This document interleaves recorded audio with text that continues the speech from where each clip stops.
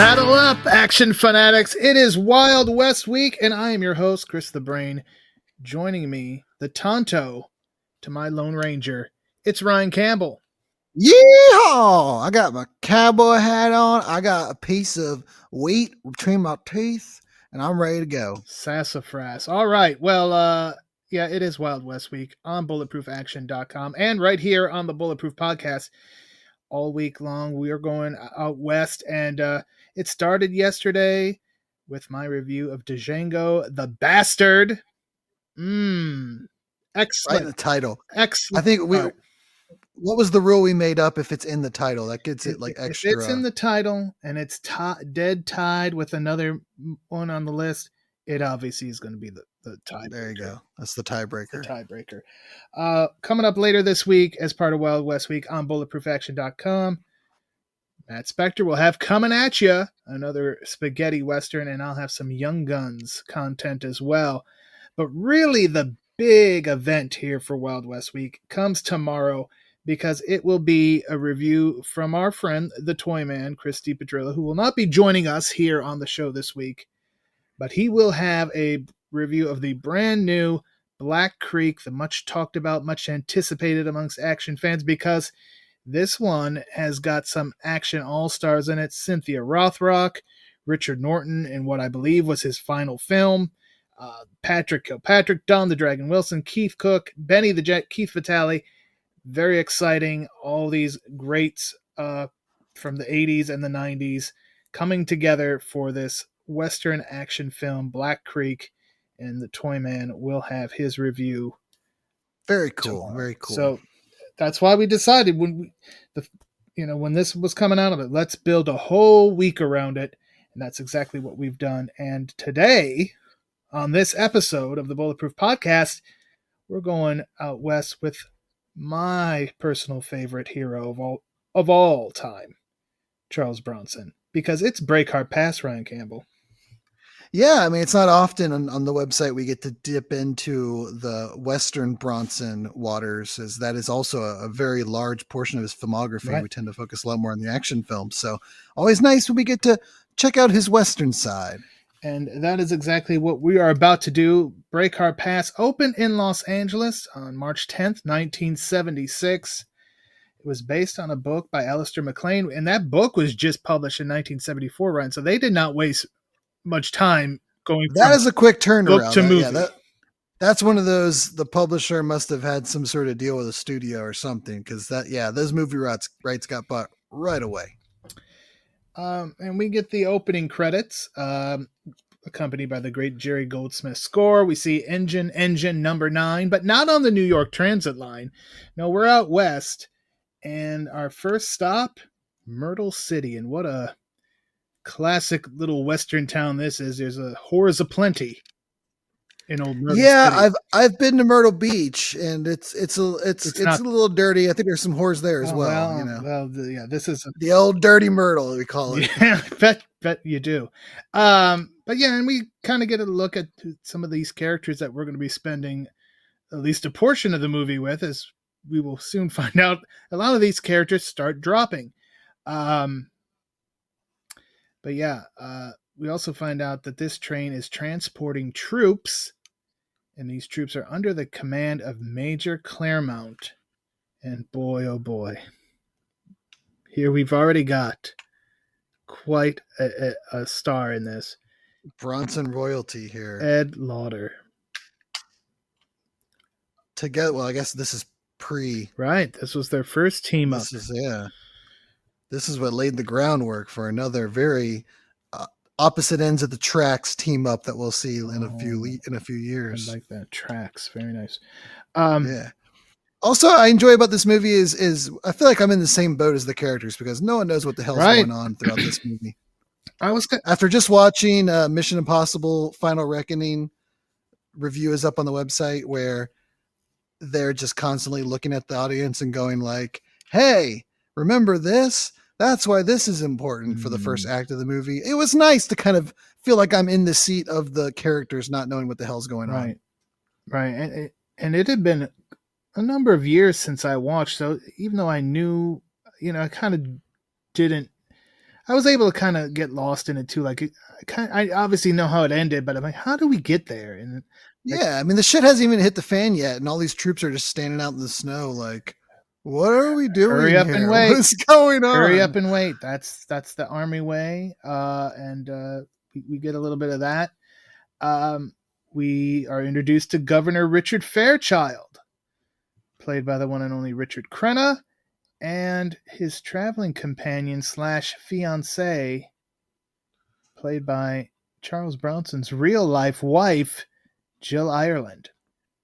I really admire Jill Ireland. She always gets like these classy roles. Like in an era of movies where female roles weren't always kind of dignified and sometimes were exploitative, she always is a very classy broad. Very, very well put. America is her name, and there's a message that's coming in, but it needs to be deciphered. And so here's immediately where something's up, because Major Claremont sees it. Okay, get the deciphering guys on this. Yeah, and I know I sometimes criticize Chuck Norris films for really diving into the minutia of like watching him dial a rotary phone and stuff. But I enjoyed seeing just how much had to go into the simple task of sending a message at this time, and how when you were on those trains, on those tracks, you might as well have been in space, because you're isolated. Right. All that's around you is the untamed wilderness or Native Americans. Like, you are completely isolated in that very confined quarters. Yeah. And the movie does a good job of kind of depicting that. They had to stop the train to use the telegraph. They had to go out. Yeah, and plug into a nearby pole and stuff. It was cool seeing all that have to happen. But yeah, they're in town now at this point, so they get the message much easier, but it needs to be deciphered. So Major Claremont passes it off to his deciphering guys, I guess is what we could say. And while that's going on, we got to the saloon, where there's, of course, some drinking and some card playing going on. And in walks John Deacon, and what an entrance he gets to make. It is our hero, Mr. Charles Bronson. All in black. Just, I wish I had the swagger to, anytime I walked into a room, to open a door that way. To like turn the knob, but then not push or like extend my arm. To just throw the door open. It goes all the way to the back end of the hinges and just stays there, and everyone just basks in my presence as I stand in the doorway. Yeah, he's got the light as he's coming. It's a great thing. The kids call that aura farming, Brain. Oh, okay. Bronson did a lot of aura farming. Yeah, he may have been the original. He planted the first seeds. Also at this saloon is U.S. Marshal Pierce, played by Ben Johnson, and he's really wanting to get on this train that's going to Fort Humboldt. He claims he wants to go to bring in notorious criminal Levi Calhoun, but Major Claremont's like, you know what? If you're not in the Army, you're not on the list. You're not coming on this freaking train. Yeah, there's like three different motives of being on this train. It seems like everybody. Some people want to go fast. Some people are like fine with it taking some time. Some people are just kind of like, these three are constantly kind of looking at each other like, what's your gimmick here? What are you up to? And you pick up that on like right away at the start of the movie that something's going on between these three. And something's really going on, because now two of Claremont's guys, the guys he had do the deciphering, are gone. Where have they gone? They got some drinks and some ladies, and they disappeared. Yeah, we heard that in the Big Boss. That's what I assume. Whenever young men disappear, that's why. The minute there's liquor and women available, it's like the Looney Tunes when like the smell of a pie just grabs them by the nose and lures them away. They're missing, and we should note that when he was having that conversation with them before they disappeared, the engineer of the train was kind of giving them the stink eye. He was looking kind of shifty. Yeah, he's giving everybody a stink eye, and at the time your thought is like, oh, he's just kind of like a lot of movies would have the engineer as kind of like the rough, he has to sit up in front, doesn't always interact with people, doesn't get to sleep that often. Yeah, gets left to himself a lot, so they end up being kind of eccentric. You're just kind of like, okay, crazy train conductor, right. Move on. Right. We cut back to the saloon where Deacon is caught cheating. Marshall Pierce, of course, steps in, being a lawman that he is. Deacon's like, hey, I'm not a man of violence, which is some quality acting. Charles Bronson. Yeah, I believe him. I do too. And of course, we get a little bit of a dust up. Then we've got the Reverend Peabody who's there. Oh, well, she shouldn't have been in that saloon. But anyway, he's in there, and he sees the wanted poster of our very own John Deacon, or as he's also known, John Murray. He's a wanted criminal for murder. He killed like 7 people, arson. I mean, he's a bad guy, according to what the wanted poster says. Yeah, and they all seem kind of, lackadaisical or nonchalant about this, hardened criminal killer that's just been hanging out amongst them. But they decided to bring him in. And one thing, Brent, I really liked the look of this saloon and really the entire town. I mean, we're kind of used to like Western towns being these ornate, like wood carved structures, and I think this is supposed to be much more of like a very like small, almost an outpost, not even a town. Right. Like all the they're like huts. Mm-hmm. Some of the buildings don't even have permanent roofs. It's like tarps. And then the saloon is almost like a very small makeshift room with like pipes, like from the distillery still inside of it and everything. Which I kind of dug that vibe, because there's so much of what we see in Westerns is the long, dusty pathway with like, the saloon on the corner, like what we've seen. So I kind of dug this, small outpost vibe of these guys kind of really being out in the thick of it. And I think the reaction, to this criminal, it's the Wild West. I mean, I think, that's not unheard of, that there's some desperados and people of that nature and doing things, and well, that, and they're probably all trying to figure out the angle of how they can make it work for them. Right. Like, okay, how do I get this bounty, or how does this benefit me? I don't really care that he did those things. It's whatever, but how can I make this work for me? Right. So now that's Deacon basically becomes Pierce's ticket to the train, because he's going to take this guy in, I assume, to lock him up at the fort. I'm guessing. Is that how you took it? Yeah, I would assume that's common knowledge is, hey, if you have captured, obviously they did not have prisons back then. Right. There's probably a limited number of places where you could go cash in a bounty to say, and I would imagine like a military fort would probably be one of them. Yeah, you're pretty much guaranteed that there's probably going to be someone there that can pay you. I'm assuming if the bounty is being taken out by the government, then that's a pretty routine place to take them. So we also find out that America's father is the commanding officer at the fort, so that's why she's going, because she had received a telegraph requesting her to come. So that's why she's on this train. Nothing fishy about that. And once the train does get going, and they do end up just leaving without those 2 missing officers. They were never found. Or are they already on the train? Ooh. We'll find out. But yeah, Major Claremont's like, okay, now why are we here? What is going on? Why do I have my men on this train? He's just following orders, but now he's getting curious as to exactly what's going on. And we find out this train is delivering medical supplies to the fort because there's been a diphtheria outbreak, and many men have died, or they're not well, that they can't do their soldiering duty. So Major Claremont's guys will be the replacements for the men who have died, or just, again, fill-ins, substitutes. Who of us hasn't, Brain, died of diphtheria in the old Oregon Trail days, Right. It's a bacterial infection, and, there wasn't medicine like we have nowadays. Oh, and those barracks and those forts were tight spaces and not very sanitary. So yeah, a disease like that would spread like wildfire there. But it does make you wonder why the commander wants his daughter to come to this conditions, but whatever. Speaking of her, she shows pity on our criminal, our hardened criminal, our killer, Deacon, who's... they got this... You talked about the town was a little bit like a shanty town. But boy, some of these train cars.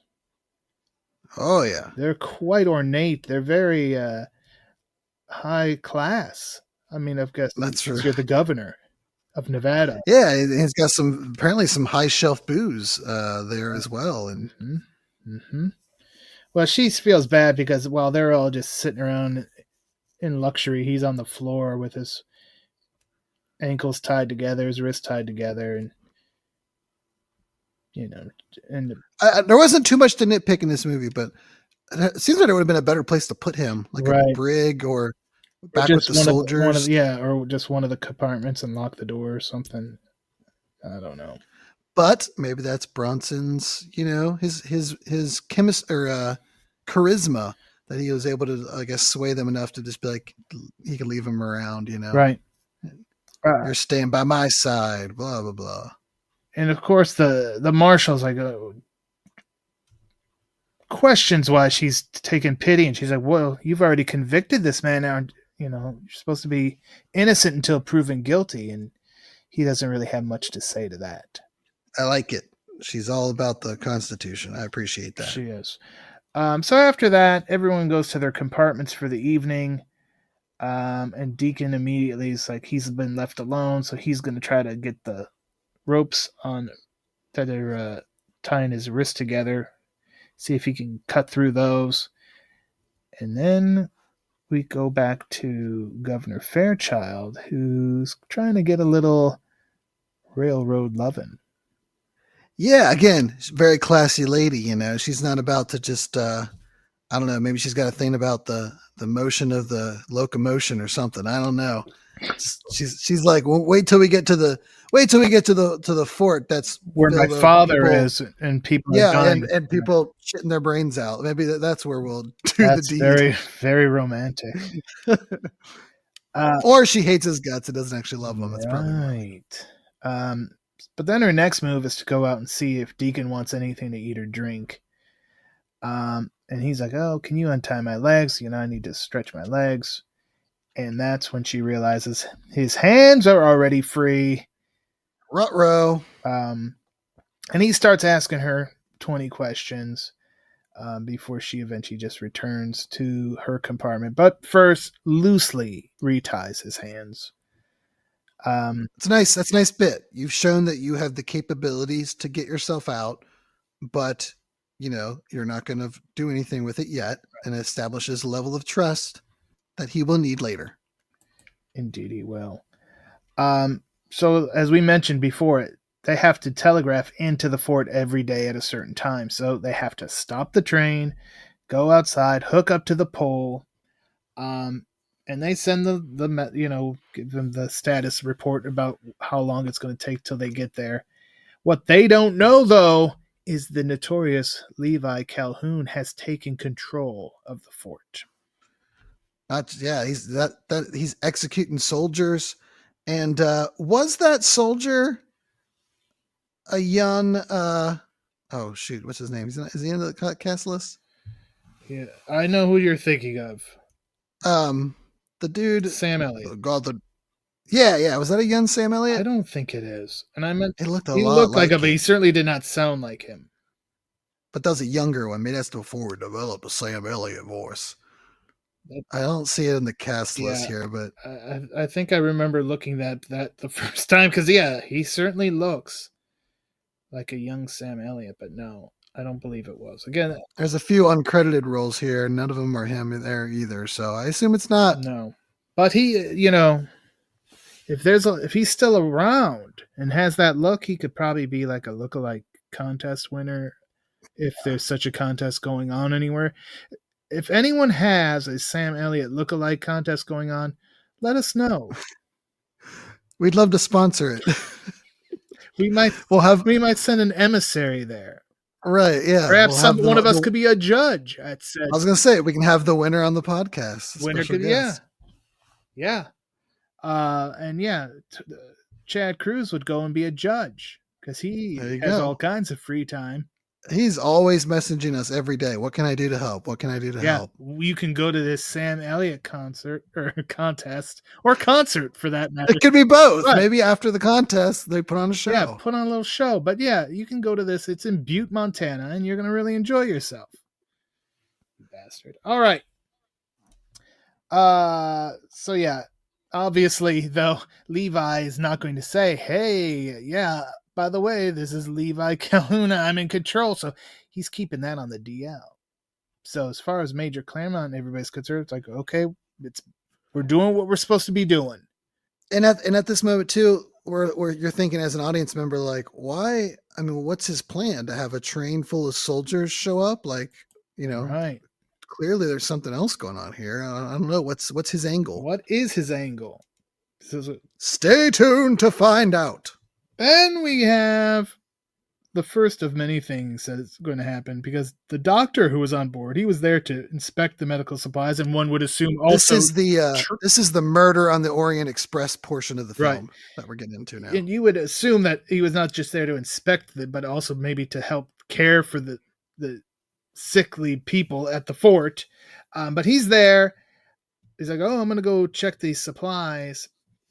Well, we don't know if he ever did. I'm going to guess if he did. Well, it doesn't matter. He's dead. The man is dead. And I remember this man. He's the Big Lebowski himself, David Huddleston. But I always remember him from the Sanford and Son special in Hawaii, where he was one of the detectives of Hawaii Five-0. But that's my own. I'm trying to think of because I definitely recognize him, but I'm not sure. Probably The West Wing, looking at it now. Yeah. He played a senator a few times on The West Wing. Maybe that's what I recognize him from. He's one of those guys who popped up in a lot of things. But yeah. And Blazing Saddles, of course, too, if we're talking Westerns. Yeah. So yeah, we've got a dead doctor. Deacon's like, "Hey, can I look at the body?" And it's like, well, the man's already dead, so what harm could it cause? And again, Deacon did mention he had medical background back at the saloon. So he examines the body, finds evidence that the doctor was indeed murdered, which means there's a killer on board. And as you said, it's kind of our Murder on the Orient Express, our whodunit, our Murder, She Wrote. We're going into it now. Again, though, no one seems too concerned that there's a murderer on the train. We have a governor, like a military general, and no one seems like overly concerned that someone amongst them has committed murder. These were, again, I think it's a testament to the times that they lived in. People didn't live that long. Things happened. Accidents happened. Killing, I don't know. When he died, but once they realized that he was like sneakily stabbed and it was made to look like something else, I would think some red flags would start popping up. You're right. But so then Deacon, who now at this point he's just kind of free.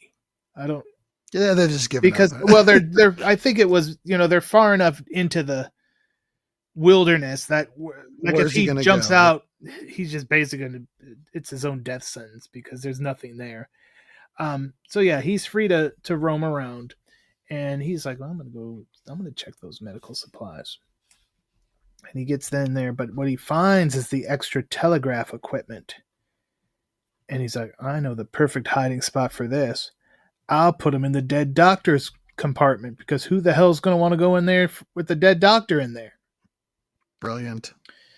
I also like a funny little comedic bit where he's trying to find like where to hide the pole part. And he's like looking around. It's a train. There's not like a lot of places to put it. And then he just kind of shrugs his shoulders and just lays it under the dead body. He kind of rolls him over and puts it under him. Yeah, definitely no one's going to be looking there. Nope. So yeah, now Major Claremont's like, okay, we tried to get telegraph back to Myrtle. There was no way to get a hold of him. I've got my officers missing, and now we have a dead doctor. What the hell is going on this train? But don't speak too soon, Major Claremont, because like seconds later, the fireman, the guy putting the wood in the thing, keeping the steam going, falls from the train and of course they're on a bridge, and he just plunges down. This movie made in 1979? '76 has like 3 better falling scenes than almost anything that came out in like the 2 decades after it. There are 2 different times where like someone falls from a really high and like it does not look like they just chucked the mannequin off of like a train track. I don't know how they did it, but it looks really convincing and really good. Then they just killed, bodies are falling. People. Probably. Spoiler alert, they just threw people out. Just found somebody, signed up for it, paid their wife some decent money and chucked them off a bridge. Mm-hmm. They found somebody with diphtheria and they just said, there you go. You're going to die anyway. I mean, that dude hits like 3 runs. I mean, it's like, you've all seen the kind of wooden train bridges with like, it looks like a wooden roller coaster track. Right. And he hits like 4 or 5 of like those cross beams and the body like does like a spin after it hits him. Yeah. It looked and he lands perfectly on that bottom. Yeah. Splat. Every bone in his body broken, according to dead. Our DED. Yeah. He's deader than dead. But to make sure, I don't know why they question like, we better at least confirm that he's dead. I have a hunch. He's probably at the very least very badly injured, like a Fez in the Austin Powers. But he could have evidence on his body. Maybe he grabbed something off of his attacker or something. And he did have evidence on his body because so that's why he sent him down there. But so yeah, they send Deacon to go down, and he's like, "Yep, he's dead." Then they go into the engine, and like, oh look, there's a whiskey bottle in the firewood, to imply that he just got drunk and fell out. But his colleagues are like, that doesn't sound right. But yeah, the engineer's like, no, I've never saw the man take a drink. So was he like a sneaky drunk? Is that what they were trying to get? But anyway, then Deacon goes in. If you're a function alcoholic, that's even less like you fell out of the train then. Right. Deacon then meets Carlos, the chef, who offers him some coffee. Yeah, I was wondering because he kind of says like when someone asks, "You want some coffee?" Like I assume that means like, let's sit down, have a cup of Joe, and talk. No, Bronson just pours a cup and walks out. Thanks. Walks out. And now we go back to the major and the marshal, and the major's like, you're a lawman, but what you were saying, Ryan, like he's a lawman. He's really nonchalant about all of this. He's just like, almost like he's expecting it. Like you're not doing much investigating when there's a lot to investigate. You're just kind of here. And then Deacon, of course, that's when he rolls in. He's like, maybe he's the one doing it. And Major's like, well, maybe it's you who's doing it. Finger pointing. So we don't know. We still don't know, but now things are going to get even worse. Oh yeah, I'd say this would be the point where like things really escalate. Right. So because if you're like, 2 people dead. Let's say that things pick up some steam here. Oh, because everybody's not all the big wigs are lounging in the fancy car. The troop cars and the caboose at the end, obviously that's where the cabooses go. They're disconnected from the rest of the train. So while that train's going forward, those cars are rolling back and they're gaining speed and they have nothing to control. Obviously the soldiers like, what the hell's going on? And they look, and the guy, the brakeman, he's dead. So that's our 3rd dead person. But this, I don't know what it is. If it's just the way that we make movies now, and this is so different that it like stuck out. But like, this just seemed really like real and impactful. This whole like seeing it disconnect, and it starts rolling, and it starts picking up steam, and it's going a little bit faster, and it's going a little bit faster. And at first, the guys think that they're just going backwards, and then they start realizing that something's wrong. Like just the way the whole scene was shot, and they kind of they just let it play out. They didn't cut 50 billion times. They didn't, add anything else or any like weird CGI of like the train wheels spinning real fast or something with like flames shooting out. They just like shot it. They just did the scene, decoupled 4 trains, let it roll down a track and filmed it. And it just was like really real and impactful. And when they fly off and they hit the ground and the shot just stays with it. I mean, you stay with these train cars until they are literally come to a complete dead stop on the side of this hillside, and they're just like rubble. You know, we didn't cut to like 4 different angles of it as it hit the. You just see it. They hit. They like just slowly disintegrate as they slide down the hill, and you watch the entire thing. And then even when they're all stopped and finally done, the shot just sits there for another 2 or 3 seconds before it finally cuts away. And it just like really felt different and impactful. And like, man, they don't make movies like that anymore. And this, you mentioned it earlier.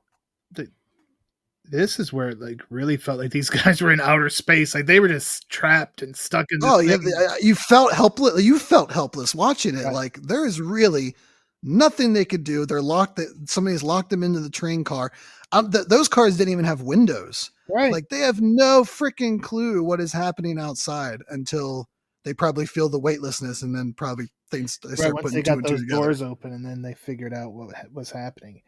So then obviously they do stop the train, and the Major goes, and nothing he could have done.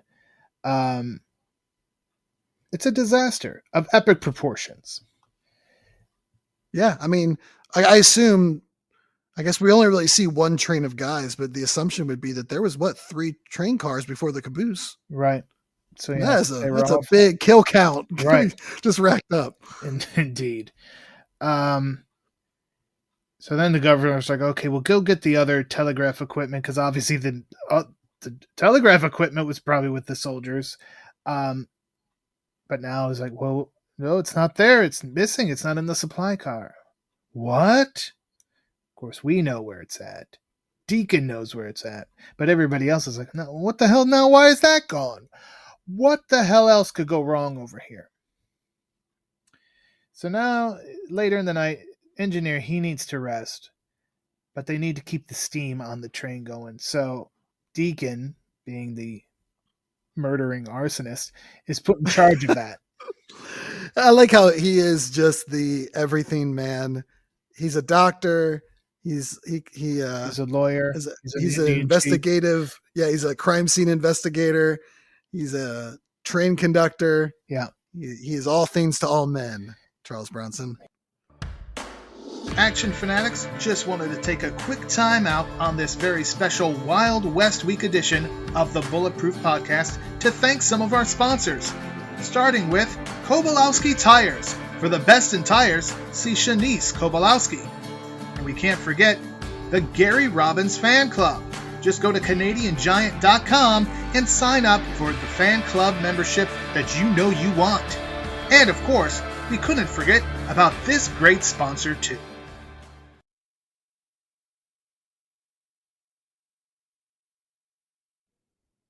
So he goes and he's doing his thing. And before he does it, the engineer's like, don't use the wood pile on the left.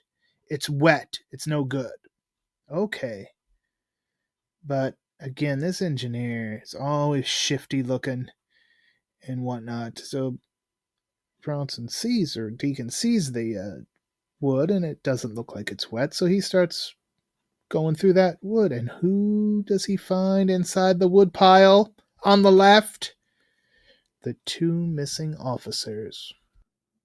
Another big boss callback when they're in ice. Instead of ice, we got them in wood. It's finding bodies all over the place.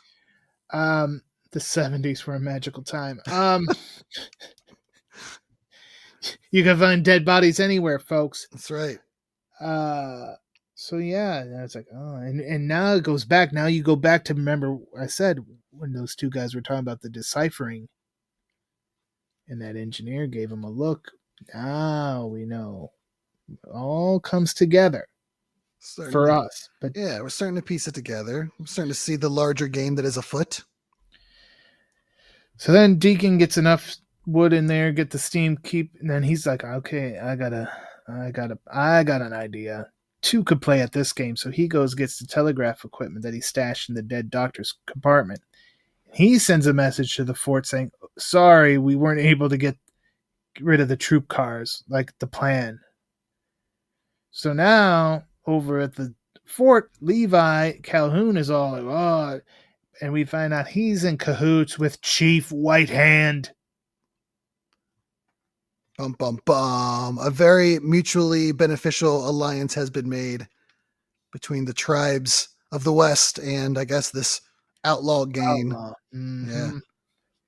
They both hate what's going on, and which is pretty historically accurate. I mean, there were some tribes that like didn't want anything to do with Westerners, but there were also plenty that traded, worked with them, developed alliances with them, and various things. So very historically accurate there, I would say. So now we go back to the train, and guess what? Now Reverend Peabody has gone missing. Oh, they're dropping like flies, Brain. And the governor's like, well, you know what? We're not stopping this time. So what are we going to do? We've been stopping we got to get to this. Every time we stop, someone dies. So just soldier on. They're sick people we need to take care of. And Major calls him a superior son of a bitch. This would have been a wonderful time to call him a bastard. I was going to say, if he would have said a superior bastard, I might have heard the Alfred laugh from here. Oh, yeah. Ed Lauter saying bastard. Please. Deacon then helps himself to some of the governor's good whiskey. And more and more, they're like, who are you? What are you? Like, what is your deal, man? Yeah, what is your deal, man? Indeed. And then Deacon's like, the Reverend wasn't a very big guy, a big, strong man, and there's plenty of them on this train right now. Could have easily just thrown him off the train. And, Definitely true. You could have pushed him. Pushed him right off with ease.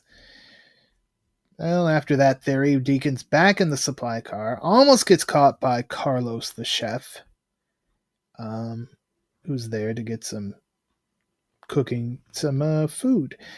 He's a chef. He needs to be cooking. Yeah, that's his supplies. But the medical crates are there. Deacon opens up the crates. They're filled with dynamite. They say medicine. They're filled with dynamite. That's not going to help anybody. Then they have caskets, I assume, to take the dead people from the fort home in, or bury them. But the caskets aren't empty, folks. They've got a bunch of rifles in them. Tell you what, this train's starting to look an awful lot like a Trojan horse. So now Carlos comes back. Deacon hides. Is Carlos like the sous chef? What is Carlos's role exactly? He's just the chef. Oh, okay. Who's the other guy then? Like Henry is the steward. That's him thinking of Henry. Yeah. Yeah, Henry's the steward. So Carlos comes back and he notices some things are out of place. So then he scurries back to his little kitchen car and gets a knife. And then when he returns with the knife, Deacon's like, okay, this guy knows I'm in here. So he throws the lantern at him, which of course catches fire. Lantern throw. The jig is up. I like it. Chef is going to stomp the fire out. But at that gives Deacon enough time to crawl up to the top of the train car. Oh, what a scene. And of course, right behind him is Carlos and his knife. So now they're on top of the train. Deacon throws a snowball at him. Love it. You got to work with what you have, Brain. Yeah, he didn't have a knife, but he had a snowball. And we'll find out that Carlos isn't going to have a snowball's chance in hell going up against Bronson. But they're fighting for a bit there. They're hanging, dangling from the side. Classic. And it, like, honestly, I just saw Mission Impossible we mentioned. And of course, the big part of Mission Impossible is all these practical stunts and Tom Cruise handing off of shit. And it's like, I was watching this scene, and I know Brain, I watched the version on Prime, which I think has been touched up a little bit throughout the years, but I have no idea how they shot that. I'm willing to bet Charles Bronson didn't dangle from the side of a train as they crossed a bridge that was 300 foot up, but it looked amazing. I would assume that they shot it against and did like a matte shot or something like that. You could not tell at all. If you usually watch a 70s film that has any kinds of effects, you can see the wires or you kind of see like the edge lines. It looked really good. Like to the point where I had no other reason to think that Charles Bronson didn't pull a Tom Cruise 40 years before and do his own hanging from the side of a train stunt. Yeah, the only part that it's like when they were walking between the cars, I think a little bit later. Yeah. You saw like the rear projection. Yeah. I didn't notice that. That was this shot looked amazing. Right. But yeah, so they're dangling. They both get up to the top again. Bronson throws a nice drop kick. Not a Ricky Rice level drop kick, but a nice drop kick. Charles Bronson drop kick. That's pretty. And man getting up there. And not much longer after that, it's adios Carlos as he goes over the edge. Again, another great falling from really high up. Like, I don't know how they shot this. I don't know what black magic they were using in 1976, but again, looked fantastic. So then Deacon goes to America's compartment, and she of course freaks out, but he eventually is able to tell her that he's with the Secret Service. Of course, she's not believing him, but at the same time, why wouldn't you? Watching all this guy's done, like, right. If nothing else, I'd be like, oh yeah, okay, yeah, no, that tracks. That definitely tracks with everything. That you're just an expert on everything that we need. To me, that makes the most logical sense. Right, but she doesn't. Or at least she says she doesn't. But she does agree to hide him when Governor's right-hand man O'Brien, who we have not talked about to this point, Charles Durning, who's been in a zillion things as well. He starts searching for Deacon. Him and I believe it was Henry, the steward. They start looking for O'Brien or for Deacon, going car to car or compartment to compartment. But she covers for him. He's like, "What do you think he's hiding under my bed?" And of course, he's not going to think that, and he's not going to accuse her, even if he did. And then once they go about their way, Deacon's like, "Go get me Major Claremont." And then it's about to happen, Ryan Campbell. The team up of all team ups. To let bygones be bygones, put their differences aside, and get the shit done. They realize. I mean, yeah, the Major obviously believes Deacon's story, and realize they're on the same side, and there's some shady shit going on this train. That Claremont obviously did not sign up. And even Claremont's like, well, why don't you think I'm in on it? And he's like, because you didn't want that freaking Marshall Pierce on this train. And that's when I knew that you weren't in on it, because you were fighting against it. And that's who he had been tracking.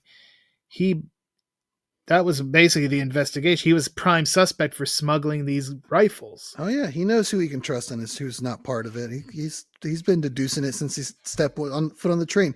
Do you think when they were casting for Death Wish 3 and he was looking at the role of Stryker, he was like, "By God, get me Ed Lauter"? I would imagine. I remember that time we spent the chemistry we had on Breakheart Pass. Make the call. Yep. Bronson, definitely. Once you worked with Bronson and he liked you. Oh, I know. That's what I'm saying. He had his stable. You would get more roles. So that's what we got there, and I'm glad we did. Yeah, we're very fortunate things went well here, because we may not have gotten that in Death Wish 3 a decade later. All right. So yeah, we got the team up. We also find out that Reverend Peabody was actually Deacon's partner. Oh. Which then all makes sense, because if we recall back to the saloon again, it was the Reverend who's like, oh, wait a minute. I found a paper that just happens to have everything this guy's done. This guy, he's a bad guy. Come on, Marshall Pierce, you have to come with us now. It's like they were setting up the Marshal. And then Major, really to show that they're on the same side and on the same page, gives Deacon a gun. Universal sign of trust. Indeed. Especially on a train when, there's nowhere to run. Just, here's a gun when we're both just standing right next to each other, and right. I got nothing to hide behind. So they're going to go up to the engine. And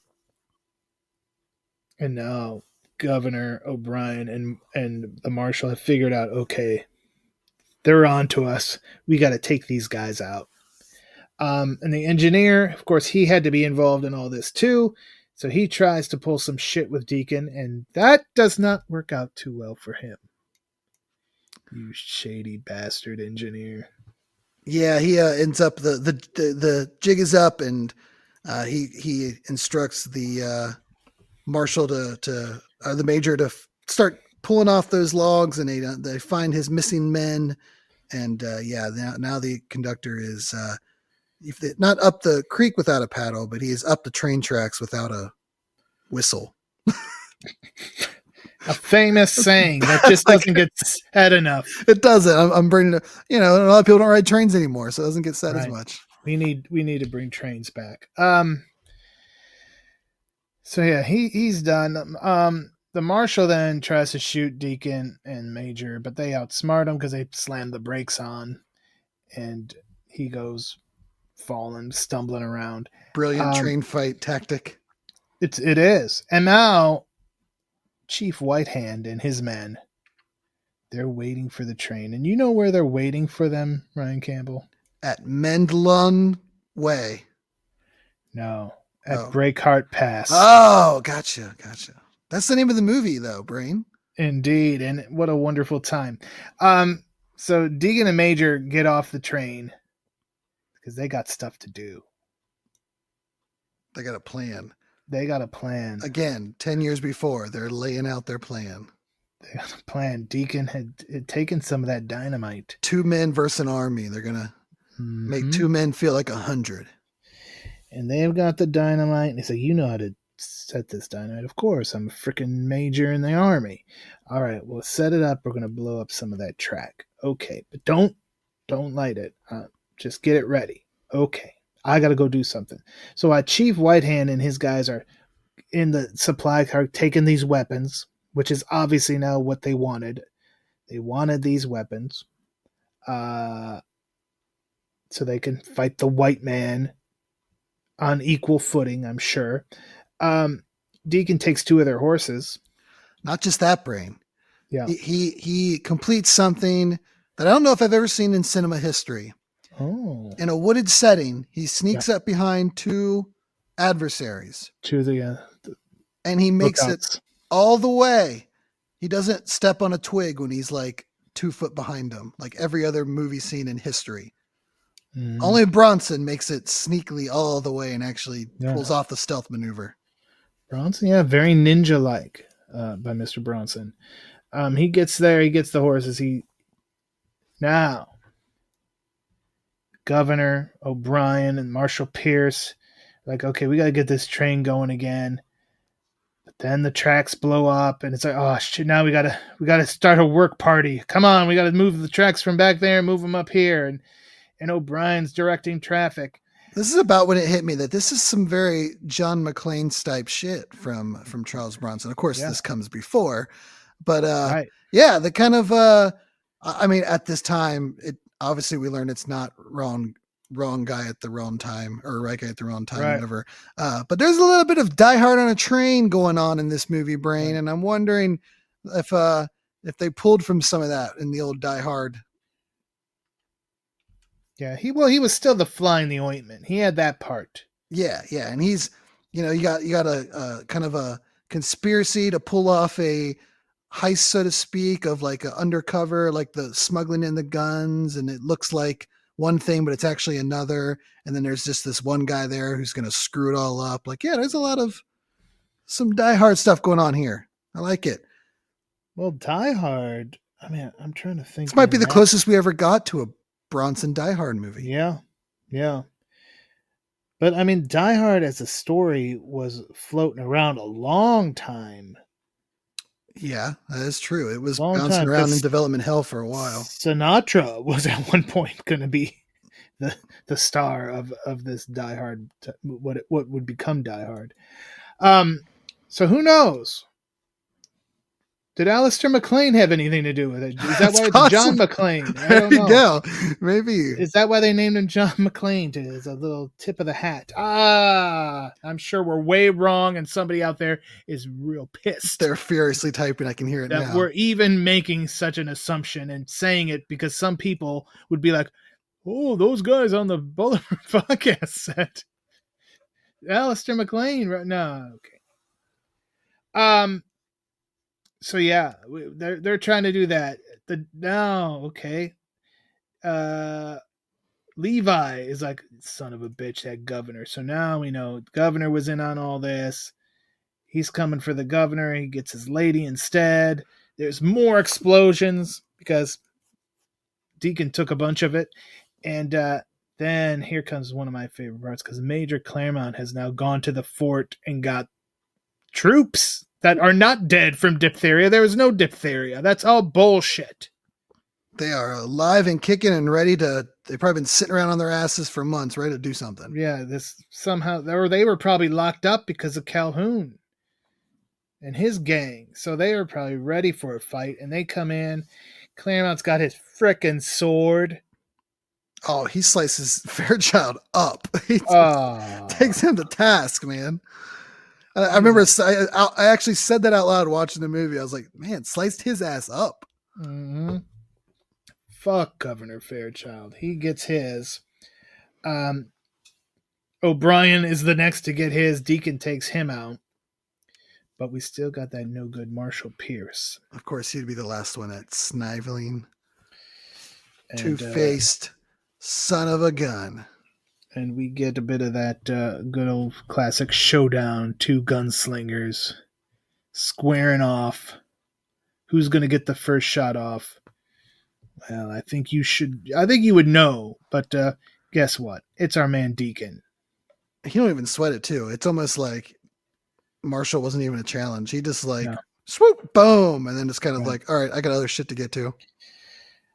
We get the father-daughter reunion, and then it's the end credits. And that's that. That's Breakheart Pass. Your final thoughts, Ryan Campbell. I was not expecting to like it as much as I did. Like, I don't really know what I was expecting, but I was like, oh, it'll be a 70s Western movie, but with with Bronson charm, that'll be all right. Man, this is a freaking solid picture that really holds up. I mean, I know Westerns tend to hold up because they can tell complex or stories in like a familiar setting.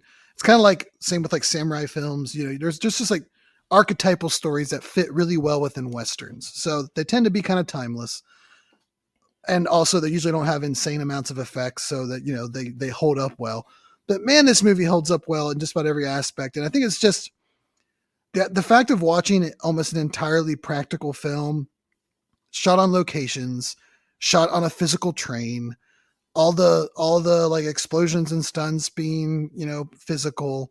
I don't even think there was really any miniatures used with any of the trains. I was trying to figure out if maybe some of those train shots were like a miniature, but it is just a solid film that is well crafted.